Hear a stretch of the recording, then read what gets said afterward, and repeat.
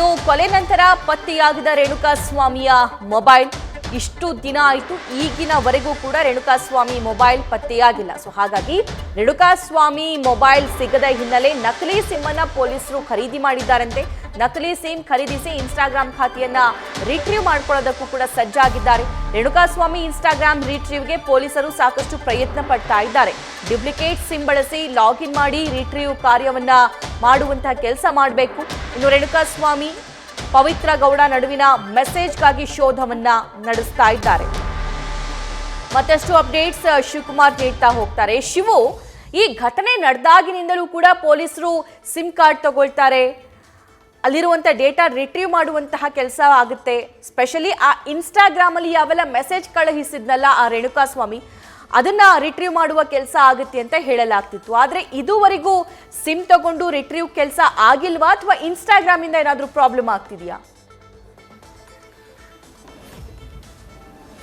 ಸಭಾ ರೇಣುಕಾಸ್ವಾಮಿ ಹತ್ಯೆ ಕೇಸ್ನಲ್ಲಿ ನಟ ದರ್ಶನ್ ಸೇರಿ 17 ಜನ ಅರೆಸ್ಟ್ ಆಗಿದೆ. 17 ಜನರ ಪೈಕಿ 15 ಜನರ ಮೊಬೈಲ್ ಅನ್ನ ಪೊಲೀಸರು ವಶಕ್ಕೆ ಪಡ್ಕೊಂಡು ರಿಟ್ರೀವ್ ಮಾಡುವಂತ ಕೆಲಸವನ್ನ ಮಾಡ್ತಿದ್ದಾರೆ. ಆದ್ರೆ ಈ ಪೈಕಿ ಮೃತಪಟ್ಟಂತ ರೇಣುಕಾಸ್ವಾಮಿ ಹಾಗೂ ಪ್ರಕರಣದಲ್ಲಿ ಮತ್ತೋರ್ವ ಆರೋಪಿಯಾಗಿರುವಂತಹ ಪ್ರದೋಷ್ ಇಬ್ಬರ ಮೊಬೈಲ್ ಕೂಡ ಪೊಲೀಸರ ಕೈಗೆ ಸಿಕ್ಕಿಲ್ಲ.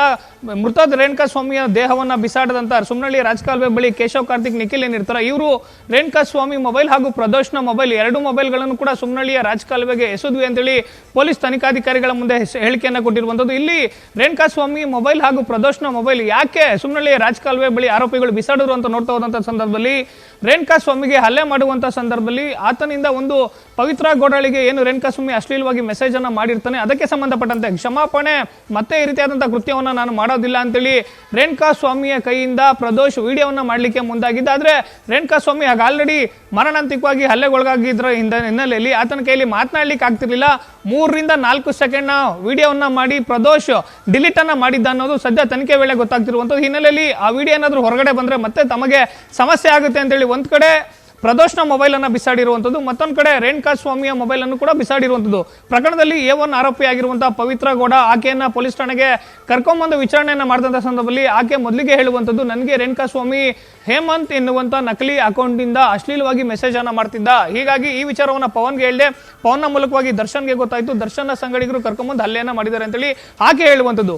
ಇಡೀ ಕೇಸ್ನಲ್ಲಿ ರೇಣುಕಾಸ್ವಾಮಿಯ ಮೊಬೈಲ್ ಏನಿದೆ ಅದು ಪ್ರೈಮರಿ ವಿಟ್ನೆಸ್ ಆಗಿರುವಂತದ್ದು, ಅಂದ್ರೆ ಪ್ರಮುಖವಾದಂತಹ ಸಾಕ್ಷಿ ಆಗಿರುವಂತದ್ದು. ಆದ್ರೆ ಪ್ರಕರಣ ಆಗಿ ಸುಮಾರು 1.5 ತಿಂಗಳು ಕಳೀತಾ ಬಂದ್ರು ಕೂಡ ರೇಣುಕಾಸ್ವಾಮಿಯ ಮೊಬೈಲ್ ಪತ್ತೆ ಆಗಿಲ್ಲ. ಹೀಗಾಗಿ ಪೊಲೀಸರು ರೇಣುಕಾಸ್ವಾಮಿ ಅವರ ಪತ್ನಿಯ ಹೆಸರಿನಲ್ಲಿ ಮತ್ತೊಂದು ಸಿಮ್ ಅನ್ನ ಖರೀದಿಯನ್ನ ಮಾಡಿದ್ದಾರೆ. ಆದ್ರೆ ರೇಣುಕಾಸ್ವಾಮಿಯ ಇನ್ಸ್ಟಾಗ್ರಾಮ್ ಅಕೌಂಟ್ ಅನ್ನ ರಿಟ್ರೀವ್ ಮಾಡಲಿಕ್ಕೆ ಪೊಲೀಸರು ಮುಂದಾಗ್ತಿದ್ದಾರೆ. ಜೊತೆಗೆ ಇನ್ಸ್ಟಾಗ್ರಾಮ್ ಸಂಸ್ಥೆಗೂ ಕೂಡ ಕರ್ನಾಟಕ ರಾಜ್ಯ ಪೊಲೀಸರಿಂದ ಲೆಟರ್ ಹೋಗಿರುವಂತದ್ದು. ಅದು ಸಿಬಿಐ ಮೂಲಕವಾಗಿ ಇಂಟರ್ಪೋಲ್ ಪೊಲೀಸರ ಸಹಾಯದಿಂದ ಇನ್ಸ್ಟಾಗ್ರಾಮ್ ಸಂಸ್ಥೆಗೆ ಪತ್ರವನ್ನ ಬರೆದು ರಿಟ್ರೀವ್ ಮಾಡಲಿಕ್ಕೆ ಸಹಕಾರವನ್ನು ಕೇಳಿರುವಂತದ್ದು. ಅಂದ್ರೆ ರೇಣುಕಾಸ್ವಾಮಿ ಖಾತೆಯಲ್ಲಿ ಆತ ಏನು ಮೆಸೇಜ್ ಅನ್ನ ಮಾಡಿರ್ತಾರೆ ಆ ಖಾತೆಯ ಕಳೆದ 1 ವರ್ಷದ ಡೀಟೇಲ್ಸ್ ಅನ್ನ ಸದ್ಯ ರಾಜ್ಯ ಪೊಲೀಸರು ಕೇಳಿರುವಂತದ್ದು. ಆದ್ರೆ ಪೊಲೀಸ್ ಮೂಲಗಳ ಮಾಹಿತಿ ಪ್ರಕಾರ ಇದು ತುಂಬಾನೇ ಕಷ್ಟ. ಅಂದ್ರೆ ಇನ್ಸ್ಟಾಗ್ರಾಮ್ ಸಂಸ್ಥೆಯಿಂದ ನಮಗೆ ರಿಪ್ಲೈ ಬರುವಂತ ಸಾಧ್ಯತೆಗಳು ತೀರಾನೇ ಕಡಿಮೆ ಇದೆ ಅಂತೇಳಿ ಪೊಲೀಸರು ಹೇಳ್ತಿರುವಂತದ್ದು. ಒಂದು ವೇಳೆ ಹೀಗೇನಾದ್ರೂ ಆದ್ರೆ ಪ್ರಕರಣದಲ್ಲಿ ಇನ್ಸ್ಟಾಗ್ರಾಮ್ ಸಂಸ್ಥೆಯಿಂದ ಪೊಲೀಸರಿಗೆ ಆತ ಮಾಡಿರುವಂತಹ ಅಕೌಂಟ್ ನಿಂದ ಎಲ್ಲಾ ಮೆಸೇಜ್ಗಳು ಪೊಲೀಸರಿಗೆ ಏನಾದ್ರೂ ಮಾಹಿತಿ ಬಂದ್ರೆ ಅಥವಾ